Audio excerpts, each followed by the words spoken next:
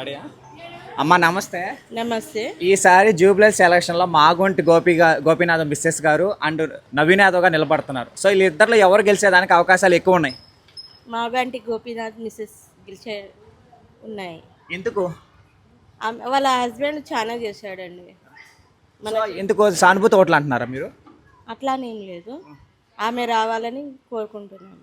Present రూలింగ్లో Congress party ఉంది కదా, Congress party గెలవదంటారా? గెలవదండి. అంటే ఆయన ఏం చేసిండు రేవంత్ రెడ్డి. సో ఇప్పుడు నవీన్ యాదవ్ నిలబడుతున్నారు కదా, చాలా మందిని మేము పార్టీని చూసి కాదు వ్యక్తిని చూసి ఓటేస్తామంటున్నారు. కానీ మాకు ఇక్కడ డ్రైనేజ్ పొంగుతుంది, అవి పట్టించుకోరు. చాలా మందికి ఫెసిలిటీస్ లేవు.